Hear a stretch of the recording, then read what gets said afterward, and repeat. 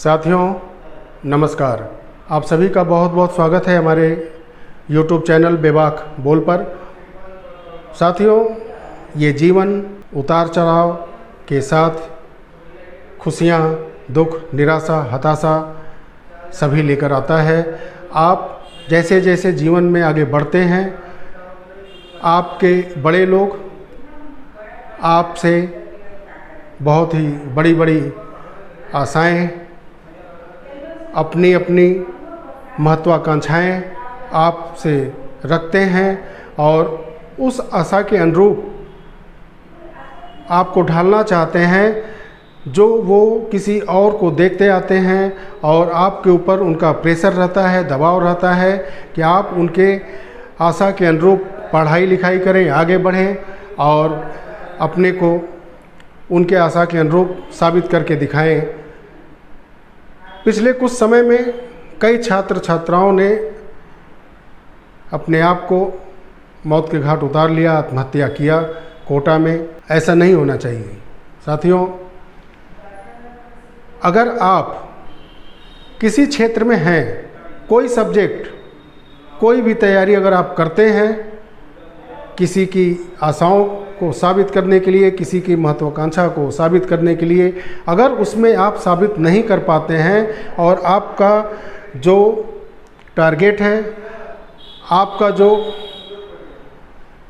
प्रयास है वो साबित नहीं होता है, सही नहीं होता है, उन लोगों के हिसाब से नहीं होता है, तो आप अपनों से बात कर सकते हैं उस डिप्रेशन में, निराशा में जाने से पहले कि ये चीज़ हमें स्वीकार नहीं है, मैं ये चीज़ नहीं कर पा रहा हूँ, मेरा ये टारगेट है, मैं ये अचीव करना चाहता हूँ। और इसके लिए आप अपनों के साथ, अपने बड़ों के साथ, अपने माता पिता के साथ, अपने शिक्षक के साथ, जो भी आपके महत्वाकांक्षा को समझता हो, वो नहीं जो अपनी महत्वाकांक्षा आपके ऊपर थोपता हो, ऐसे लोग हो सकता है आपकी बात ना समझते हों, लेकिन आप अपनी आशाओं के अनुरूप, आप अपने महत्वाकांक्षा को जो आप बनना चाहते हैं, एक बार उनसे डिस्कस ज़रूर करें, उनसे बातचीत करें और अपनी चीज़ बताएं। हो सकता है कि जो वो बनाना चाहते हैं उससे कुछ बड़ा आप करके दिखा दें और आगे बढ़ जाएं और उस निराशा के भंवर से भी आप निकल जाएं जहां पर आप अपने जीवन को समाप्त कर लेते हैं और पूरा परिवार तबाह और बर्बाद हो जाता है। ऐसा नहीं करना चाहिए। आप बात करना चाहिए, आपको आप बात कर सकते हैं, बिना बातचीत के हल नहीं निकलता है। अगर आप समाज से दूर होते हैं, अपनों से दूर होते हैं, तो आप निराशा के भंवर में चले जाते हैं। आप अपनों से, अपने गार्जियन से बात करें और ऐसे क्रूर डिसीजन जो आत्महत्या है, ऐसे रास्ते कभी न अपनाएं। साथियों, मैं एक चीज़ और कहना चाहूँगा, कोई व्यक्ति, ये शिक्षा का और किसी के महत्वाकांक्षा का बात था, कोई व्यक्ति भी अगर अपनी लापरवाहियों से, मैं बात कर रहा हूँ, वो व्यक्ति खराब है, मैं मानता हूँ वो व्यक्ति खराब है जो अपनी लापरवाहियों से, अपनी कमियों से, अपने जो उसका जीवन है वहाँ वो मेहनत नहीं करता और उसके वजह से वो सारी स्थितियाँ अपने परिवार का या अपने करीबी लोगों का बिगाड़ता चला जाता है, अपने लोगों से दूर होता चला जाता है और अपने बुजुर्गों, माता पिता का कमाया हुआ धन, दौलत, जायदाद भी वो नहीं संभाल पाता, वो भी बिखरने लगता है। ऐसे निराशा भरे जीवन में ऐसे व्यक्ति का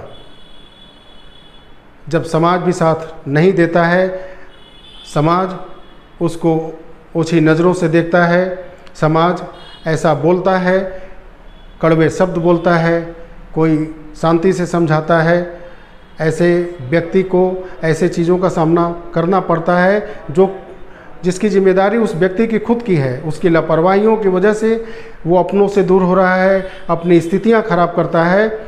लेकिन ऐसे व्यक्ति के लिए भी मैं यही कहूँगा कि कभी भी उसके अंदर निराशा नहीं होनी चाहिए। वो अगर गलती किया है, चीज़ें बिखर गई हैं, अपने लोग दूर हो गए हैं, तो भी उस व्यक्ति को सचेत होना चाहिए। स्थितियाँ भले उसके अनुकूल नहीं हो, स्थितियाँ खराब हों, लेकिन उस बिगड़े हालात में भी अगर वो आत्मचिंतन करता है और उस आत्मचिंतन में वो समझता है कि हाँ, हमसे गलतियाँ हुई हैं, जिसके वजह से आज अपने लोग जो हमको दूर से देखते हैं वो गलियाँ बदल लेते हैं, जो पास आते हैं वो नज़रें फेर लेते हैं। ऐसे व्यक्ति के लिए मैं कहूँगा कि वो निराशा के भंवर में न जाएं, वो भी आत्महत्या जैसे कायरतापूर्ण डिसीजन बिल्कुल न ले। वो आत्मचिंतन करे और आत्मचिंतन करने के बाद, इस निराशा के भंवर से निकलने के बाद अपनी गलतियों को सुधारने का एक मौका यह है कि आप खूब सारा मेहनत करें और अपने परिवार, जो परिवार कभी दूर होता ही नहीं है, आपसे खिन्न हो सकता है, दुखी हो सकता है, आपकी हरकतों लापरवाहियों से वो एक बार खामोश हो जाता है, रंज हो जाता है, लेकिन आपसे दूर नहीं हो पाता। आप अपने परिवार को साथ लें, भरोसा में लें और बहुत ज़बरदस्त मेहनत करें, परिश्रम करें। परिश्रम से न भागें, समाज के तानों से न भागें, समाज के क्रूर कड़वे शब्दों से न भागें। खूब मेहनत करें, लेकिन आप मेहनत करने से अगर भागते हैं, अच्छे कर्म नहीं करेंगे। कर्म कहने का मतलब हमारा कर्म है कि आप ईमानदारी से मेहनत करें, वो है कर्म। कर्म का मतलब ये नहीं है कि आप कुछ गलत करते आ रहे थे, कुछ ऐसे जिससे समाज में आपका सर नीचे हो। सर नीचा आपका नहीं होगा अगर जो आपने गलतियां की हैं उसका आत्मचिंतन करने के बाद खूब सारा मेहनत ही आपको आगे बढ़ाता है, आपके परिवार के लिए अच्छी स्थितियां तय करता है, फिर आपका सम्मान वापस मिलता है। ऐसे छात्र छात्राएं जिनका किसी की महत्वाकांक्षा, किसी की आशाओं के अनुरूप अगर आप तैयारियां नहीं कर पाते तो आप उनसे बात करें, अपने गार्जियन से बात करें, अपने शिक्षक से बात करें और अपनी महत्वाकांक्षा, अपनी स्थिति, अपनी मनोदशा से उनको अवगत कराएं, बात करें। और जिस क्षेत्र में आप आगे बढ़ना चाहते हैं, जिसमें आप परिपक्व समझ रहे हैं अपने आप को, जिसकी तैयारियां आपकी अच्छी हैं, आप उस क्षेत्र के लिए आगे बढ़ने के लिए उनसे बात कर सकते हैं। लेकिन आप किसी के प्रेशर में आकर के ये डिसीजन ना लें कि आप आत्महत्या करें, ऐसा नहीं होना चाहिए। साथियों, मैं एक छोटी सी कहानी बताना चाहूँगा, जानते सभी लोग होंगे, ज़्यादा लोग जानते होंगे इन चीज़ों को।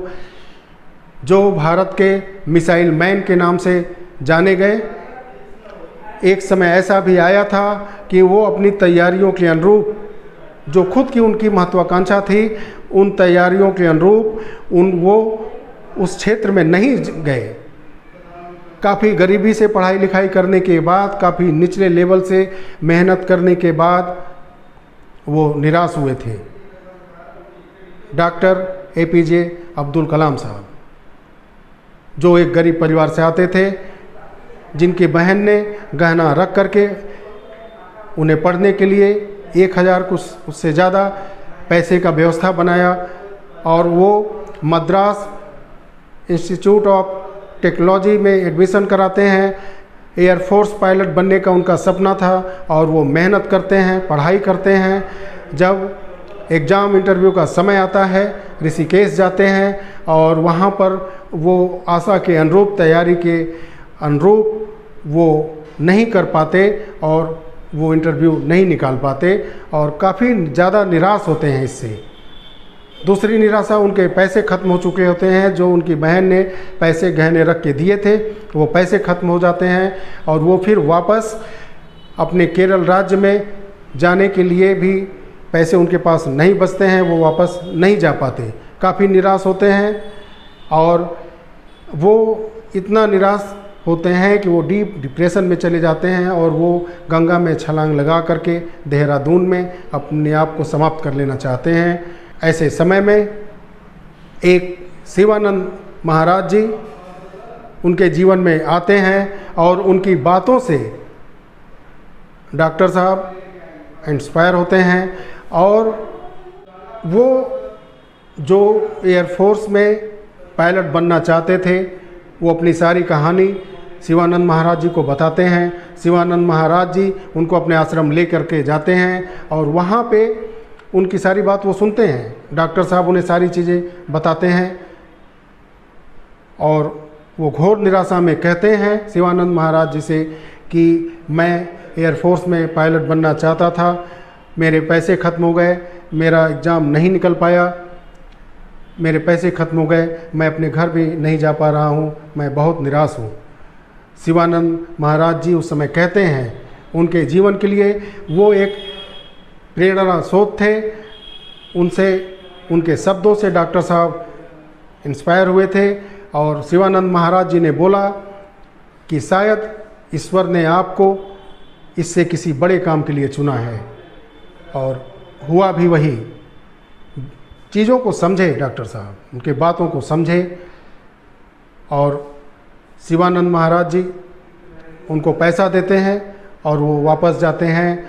और जब वो जाते हैं वहाँ पे वो एक छोटे से साइंटिस्ट के रूप में, जहाँ 250 रुपये महीने का तनख्वाह मिलता है, वहाँ से उनकी शुरुआत होती है। और आगे बताना नहीं है कि डॉक्टर साहब ने फिर क्या इतिहास रचा। डॉक्टर साहब ने पूर्व प्रधानमंत्री अटल बिहारी वाजपेयी जी के कार्यकाल में, जो मिसाइल मैन के रूप में जाने जाते थे, मिसाइल की परीक्षण की। साथियों, ये है उन छात्र छात्राओं के लिए और जो निराशा के भंवर में डूब चुके हैं, उनके लिए ये है डॉक्टर साहब, जो खुद अपने आप को समाप्त करना चाहते थे, लेकिन उन्होंने एक ऐसा इतिहास बनाया जो जब तक जीवन रहेगा पृथ्वी पे, तब तक वो एक आम जन के लिए, आम लोगों के लिए एक इंस्पायर के रूप में पड़े रहेंगे। उनके बहुत सारे ऐसे शब्द हैं जो समाज में बहुत सारे लोगों के लिए जो निराशा के भंवर में हैं, उनके लिए वो संजीवनी का काम करते हैं। साथियों, आम लोगों का जो विचार होता है, अपने बच्चों को, अपने लोगों को, अपने करीबियों को, पहला उनका मकसद यही होता है कि वो खूब ज़्यादा से ज़्यादा पढ़ें, आगे बढ़ें, तरक्की करें। और सबका ये सोचना कोई गलत है भी नहीं, लेकिन कुछ चीज़ें ऐसी होती हैं जिसमें वो टैलेंट उन छात्र छात्राओं के अंदर या उन लोगों के अंदर नहीं होती है जो बहुत तेज़ी से पिक कर सके उस क्षेत्र में। ऐसा कभी कभी नहीं होता है। कभी आप उनसे बात करें कि वो क्या बनना चाहते हैं, वो क्या करना चाहते हैं, उनकी महत्वाकांक्षा जानने की आप कोशिश करें और उनके महत्वाकांक्षा के अनुरूप आप उनके विज़न को आगे बढ़ाने के लिए, मेहनत करने के लिए उनको आप उत्साहित करें और उसके लिए आप मेहनत करें जिस क्षेत्र में वो आगे बढ़ना चाहते हैं।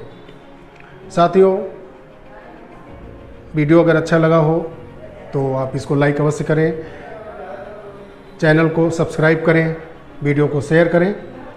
साथियों, बहुत ही जल्द मिलते हैं किसी अगले वीडियो में। तब तक के लिए नमस्कार, जय हिंद, जय भारत, वंदे मातरम।